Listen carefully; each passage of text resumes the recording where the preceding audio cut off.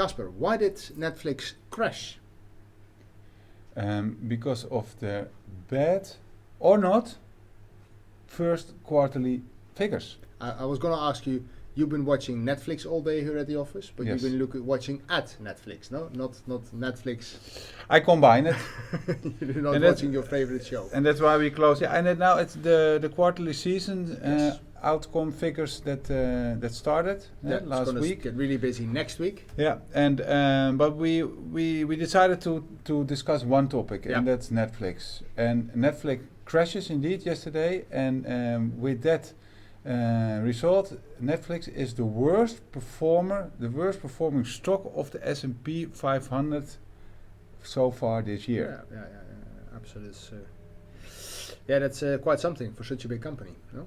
Yes, and it's not. Yeah, indeed, it's not like a penny stock No. that people have in a portfolio. Yeah, some people have 10 stocks. One of them is Netflix, and year to date, it is down 60%. But has it something to do with lack of investing, that they haven't invested in their model, or they haven't? You've been talking about Netflix a couple of times before, Yeah. also about like new productions and delay in new productions due to COVID, etc. But there are new productions out actually. Yeah, there are new series. Yeah. What is the main reason that you think? Now, is? first of all, I want to say something to the investors that have Netflix in the portfolio. Yes. They had a really bad week, and on Wednesday, really bad day, because Yeah. Netflix went down with 35%. It lost $50 billion of their market cap. So where is that gone? The $50 billion? Yeah, into some other stocks, Yeah, or yeah. into cash No, accounts or whatever. Until the day before Wednesday, so it was Tuesday, only 6% of all the analysts had a sell advice on Netflix. So if you are an investor and you had the Netflix in your portfolio, it was not strange. No. Of course, was already down a lot, but of all the analysts, 6% had a sell on Netflix. Yeah. What you see on Thursday, based on the figures, we're going to talk about it later, all the analysts turned, Yeah. and now they have a sell advice. Yeah. So if you look at the charts, at the beginning of this year, it was $600. Yesterday with the closing, it was $226. I think it went down under the 210, but it closed at $226. The highest point in November last year was almost $700. Wow. Yeah. That says a lot. Yeah, so it already went down a lot. So if you follow the analysts from 700, buy advice, buy. Some hold, but mainly no sell, only 6%. Buy. It crashes, it goes to 226. Oh, we give a sell advice. Yeah. And I think the question, because we are talking about now, bad news, 226 is the price. If you have it in your portfolio, should you hold it? Yeah. Of course, we all know you should have sold it, but that's not the case. We look at today, and if you don't have it, is it something that you can invest in? And I think from that kind of perspective, we should approach I think Netflix. it's also really interesting, because you always say, and I will say that as well myself, that when you have all these shares that have been sold yesterday, they've also been bought by somebody. So all these people have, and of course they bought for a lower price than 1 minute before, but in that drop, everybody that sold it to somebody. They're not just throwing it into the stock market. Now they're all buyers and they're all positive about the stock. Yeah. So that is something also. It could be the company itself maybe, or it could be other. But so there is still. Do you think there's still a world out there for Netflix, or do you think this is the end of the saga of Netflix? No, okay. No, let's dive a little bit further into it. What happened? Because it happened yesterday. before. I just said to you Yeah. just before in 2004, it had the same move, and then everybody said. Because mainly the DVD was then really positive, and Amazon was actually on the heels because they were selling much more DVDs, and now it's Amazon Prime that kicking them because of being such a huge streaming provider as well. No? Yeah. And the founder is still on board, and that's always good, because then he got it in his DNA that he needs to that he has hard wind before, and he needs to do something. Of course, yeah. That's always, I like companies from that perspective, like Philips, because they exist more than 100 years. And if you see what they're doing now compared to 50 years and 100 years, it's a completely different company. So absolutely. From a change perspective, they did so many changes. So that's in the DNA of the company, and I hope it's also enough in the company of Netflix. what happened with the figures? They were quite okay because they had revenues of 7.9 billion versus 7.95 expected. Earnings per share $3.53 versus $2.91 expected. That was insane. That was all quite good. Nothing wrong with that. But it was all due to the subscribers.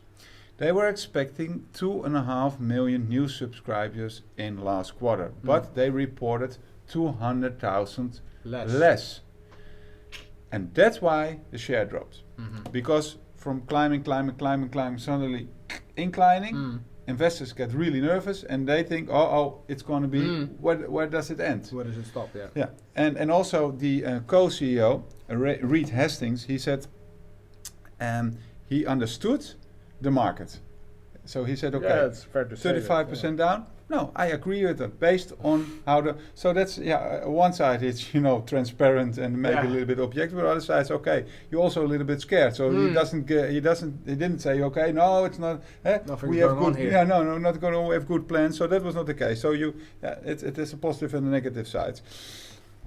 They also said that they expect in Q2, because Q2 is always a less good season. Spring starts, people are watching less television.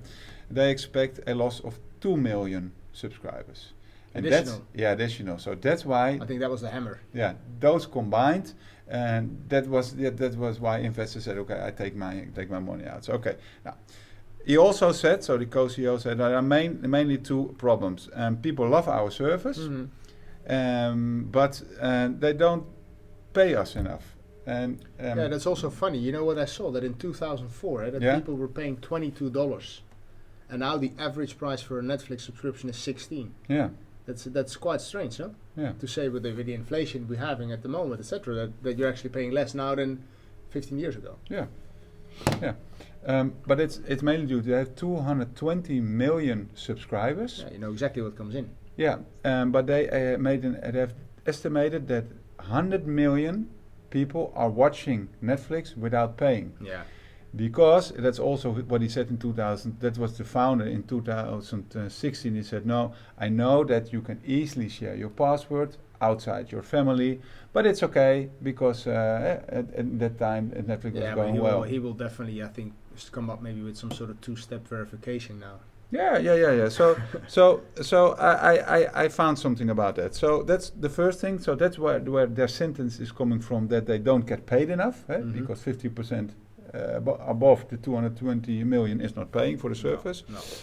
And they said something about there is great competition out there. Now, if you look at the competition, that's mainly Apple, HBO, and Disney. Yeah. HBO also came today, and today it's Thursday afternoon, came with some figures. I will tell you later. And if you look at the model, it depends per country.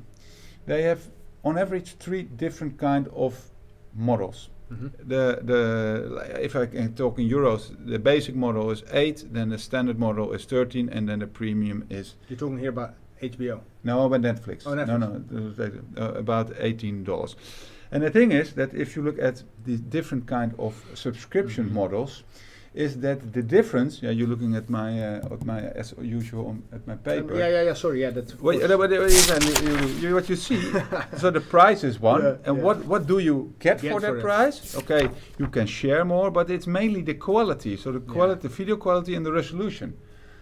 So it's not like you say, for example, I can see. Get no advertisements. No, I can see 10 videos a week or 100 or something. No, it's all based on the quality, but not on the quantity. So that's a little bit. With Prime, Amazon Prime, for instance, you have to all of a sudden you're going to watch this, and then you have to pay something extra. Have you had that before?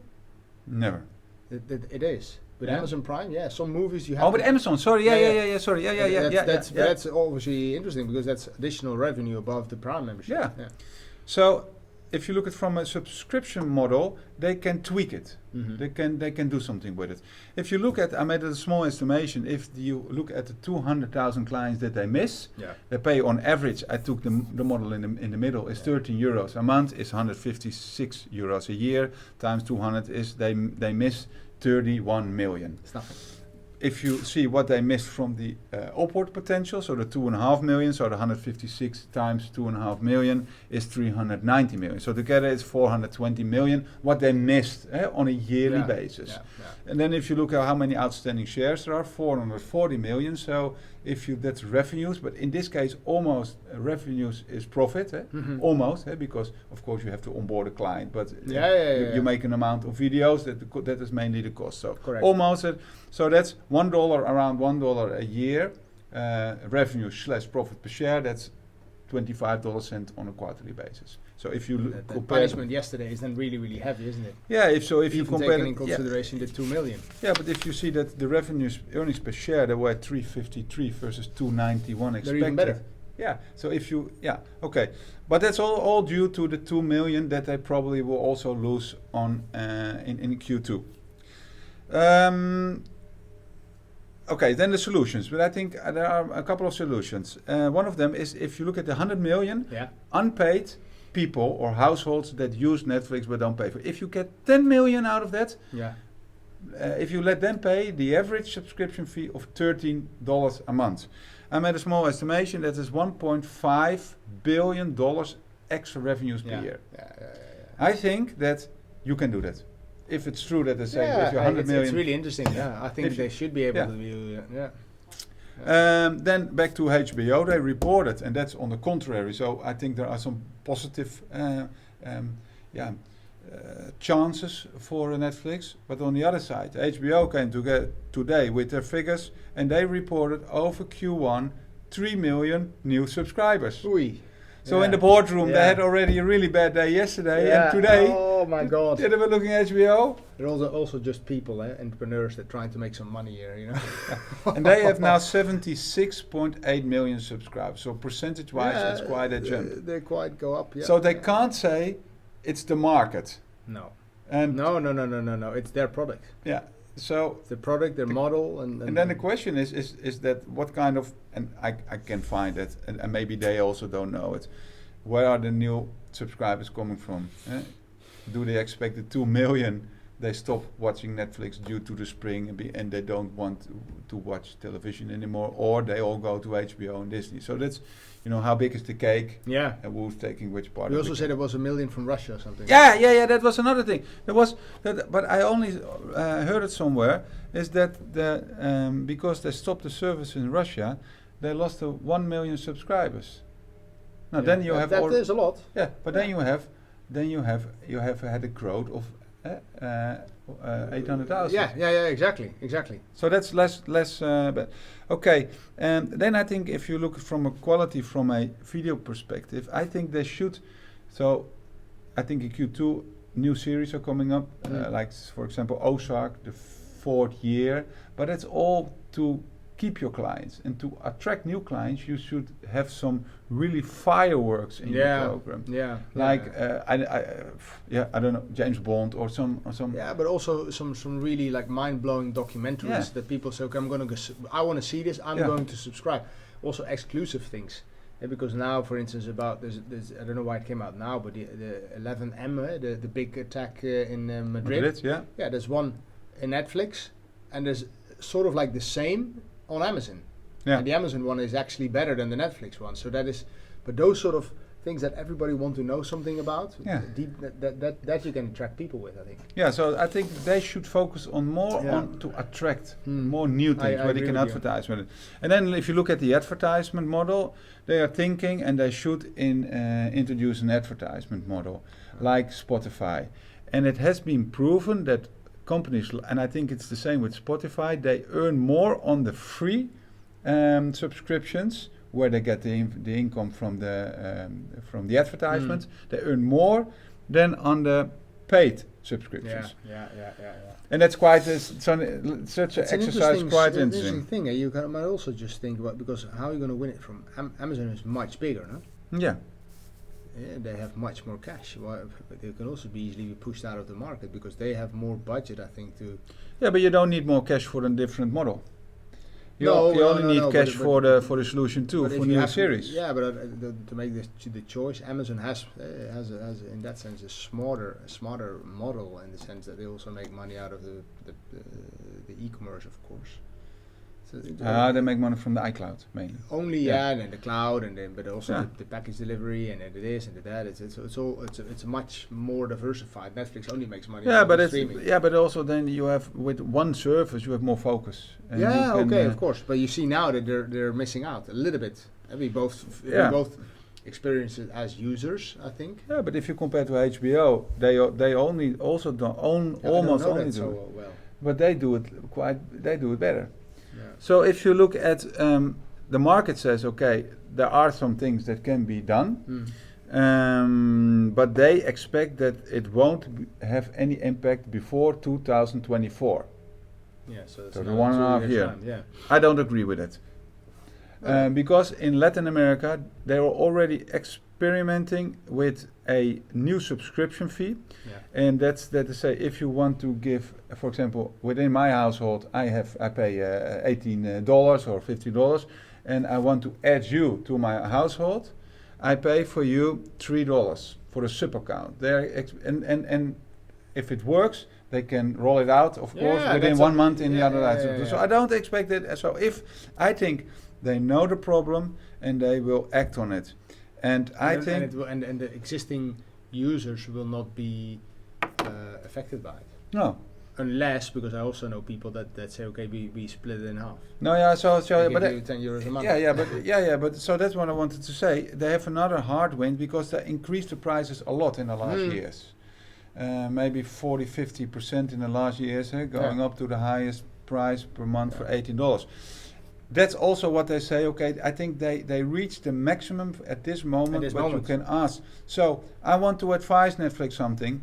If you're gonna work with a model where you can add a new subscriber from another family for €3 or €4 or dollars a month, let him or she pay it. Because that person is already paying the max. He or she thinks, oh, this is the maximum I want to pay. So now I have to pay extra. Yeah. But he or she is going to watch it. So you must build in the model that, okay, you can add somebody, but the user is going to pay it. Yeah, the new users. The new user, the official new user. I totally agree with you. Yeah, that's our advice from us to Netflix. So my conclusion is, I think Netflix must and should do something based on the history and based on how big the company is with their advisors, etc., etc. And I think they should do something to attack the 100 million users that they are using the system now for free. They must do something with an advertisement model, and I think they should focus on new film series to buy or to produce, focusing on new clients. But the question is, are they going to do that in time, and are they losing too much? Interesting stuff. Yeah.